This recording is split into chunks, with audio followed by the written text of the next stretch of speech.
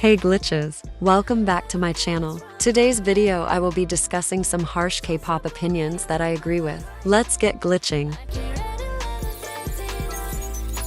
First off, just because I'm a K-pop stan does not mean I support all idols. There have been idols that have disrespected my culture, and so I now do not respect them. I will still support their groups, but I'm not a fan of that idol in particular. Next, K-pop YouTubers making the information leaked by Sesings is generally so disgusting, and these YouTubers know it. They just want views because it's a popular trend. Alright, this one you bunnies won't want to hear. But Nugent's music is very good first listen, but ages pretty badly. Most of their songs are now skips. This one is mainly for fluent English speakers. While English and K-pop songs may be good for the group's Western and more international popularity, they are so cringe. Next opinion. CLC is the most criminally underrated group in K-pop. They were done so dirty by Cube and deserved much more. Now, sorry to all you SM stan, but at the same time this is also good. SM literally does not know how to disband a group. Let's look at Girls' Generation.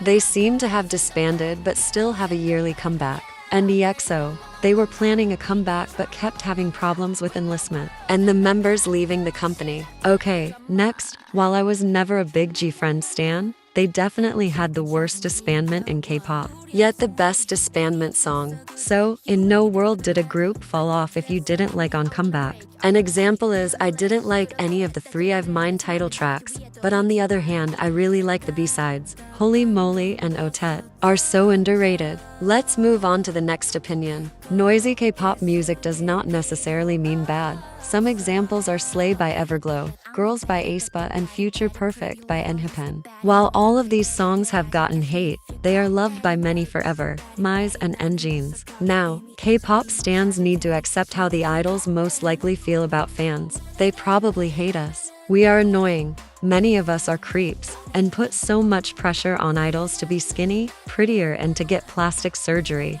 and to be good at something that they aren't. This one I 100% stand by forever. A fair line distribution matters more than an equal one. An equal one would mean everyone gets very similar amounts of lines versus a fair one. They would get the lines that they should for their positions. If the main vocalist gets 25 more seconds than the sub vocalist, it's completely fair. K-pop stans just want their biases to get the most lines, even though some of these idols are there for just performance purposes, like dancers and visuals. Next, K-pop stans love giving untrue titles. If an idol can rap and sing, they will immediately call them an all-rounder. Next opinion. Kepler's actually good music goes criminally unnoticed by K-pop stans. Giddy and Galileo were actually good, yet K-pop stans only care about how they don't like Wadada. 5th Gen is amazing. While the groups are not very big yet, we can see groups like Kiss of Life and how K-pop will change a lot, honestly music-wise, for the better. But most likely toxicity-wise, it's only getting worse. Honestly,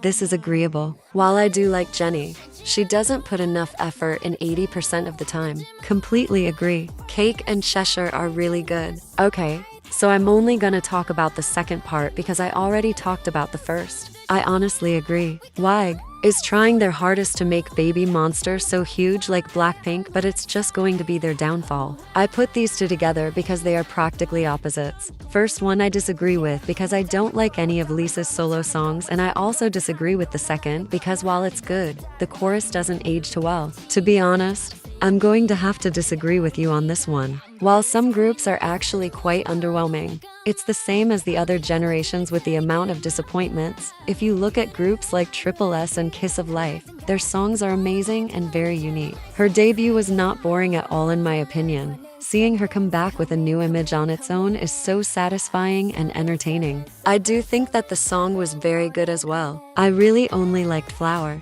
my absolute first listen. Even second, I just found it boring and expected. While Jisoo is talented, I feel as though she should have had at least 6 more months to develop her skills, especially since she didn't have her members on this song. This one may actually be quite true, but we should keep in mind that all of the members are very young and have not had much time to develop their skills. Next, I do think that most of their fandom members suck. They are pretty toxic and refuse to admit that Nugents did not create the Y2K concept, the literal animal bunnies, or the schoolgirl aesthetic. As someone who was Garam biased, I'm going to have to disagree with you on this one. I think that they are equal. Garam was very talented, and I do think she added to the group.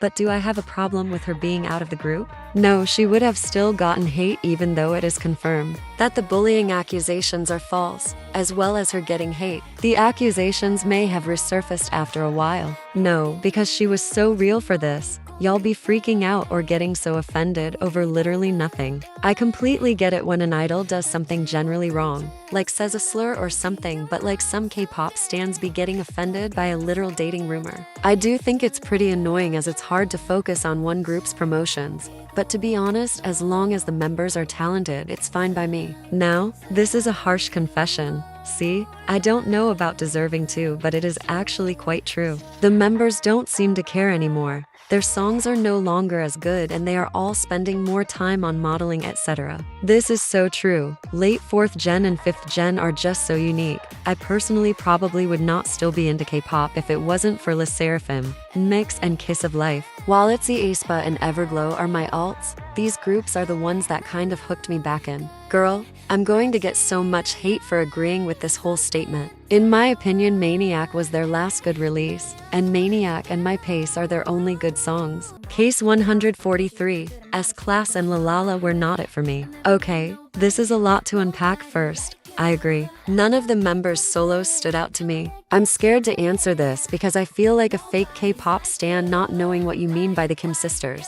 You are really dumb. Anyways, I don't think Blackpink will ever fall, but I don't like their music anymore anyways. K-pop is about visuals now and it's pretty annoying, but we have to deal with it cause it's not changing. And for real, JYP, give them a break. While I do agree with this, I have to respond like this or I would be a hypocrite. As a huge Swiftie Taylor Swift fan, whenever someone says she's overrated, okay, she might be, but she works hard, writes her own music, and has gone through a lot. I think this makes sense as a response to this.